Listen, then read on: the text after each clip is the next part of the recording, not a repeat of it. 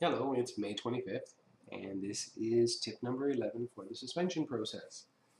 So we're moving closer to the 25th of June when we're going to do inclusion, and we've also passed the 21st of March when we did our sacrifice, when we chose to eliminate something from our life that was no longer serving us, that certainly was hampering or impeding our actual suspension of December 21st. So during this time, or during this period of suspension, when we are working on sacrificing or eliminating something from our life, from the 21st of March through to the 2nd of May, we have the opportunity to observe what life is going to look like or what life looks like when we're choosing no longer to come from that place of repetitive behaviors that is supporting the old personality. So we're giving up that behavior. We also had an opportunity to observe during that time how life looked, sometimes just in the absence of it, not actually engaging differently because not knowing what to do, but seeing how life could have looked if I had done the old behavior. And I know in my own life I've seen that a number of times. I sacrificed compliance this year, and I didn't know what to do when I wasn't complying because it had been such a natural part of my personality's behaviors. And as I have moved along in my own process, I've recognized that in no longer being compliant and sometimes not knowing what to do, silence was the first option that came to me. And it looks, at least from today, that on the 21st of June, when I make a choice to include something, it just may be silence because it seems to be a very effective way for me not to self-sabotage in achieving my aspiration to have my suspension, which is compassion for myself. So, as I mentioned earlier, we've had this 6 weeks up until the 2nd of May to observe, and now we're from the 2nd of May through to the 21st of June. We have the opportunity to explore a bit and see, okay, what are the behaviors that I have already observed that have displaced this old characteristic, this old pattern, and is there a pattern to this new engagement? Is there a certain group of characteristics or behaviors that seem to be coming together?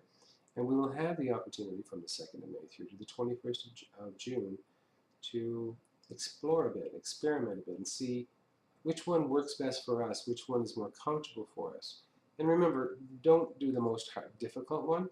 That's an ego trip. You do the hardest thing, so I'm sure I'm going to fail. No, pick something simple to displace the one that really was a part of the complexity. So when we come through to the 21st of June, for those of you who like ritual, once you've decided what new behavior it is that you'd like to engage from in interacting with your world from this new place, write it on a piece of paper. Seems paper is important. And because it's earth, tuck it under the roots of something that's vital, something that's growing. The idea behind that whole philosophy or that whole concept or that ritual is that that tree or that plant is already pulling energy from the earth to sustain itself, and in doing so it'll pass through your inclusion.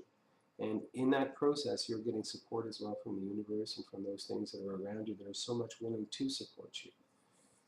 It certainly is a reminder that we're not alone in our process, and the more you have the opportunity to discuss with others as well within your communities, be it within our inner circle or within the communities that you build for yourself, take the time that you can, that you're comfortable with, and share with others just what changes have happened in your life as a result of that sacrifice that you've made.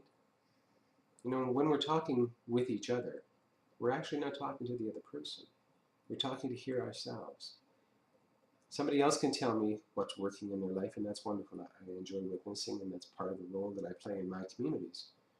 But I also need to hear my own voice so that I can hear it said within my own framework, within my own contexts. So when sharing with others, I'm actually engaging from a very deep place. And the more I'm willing to share, the more I'm willing to express those changes and how they've affected my life, the more they literally become a part of my own cellular memory, and they become part of something that's very important to me, and it's called my life. So I look forward to sharing tip number 12, and in the meantime, enjoy the rest of your process, and we'll see you sometime around the 21st of June. Much love to you all. Bye-bye now.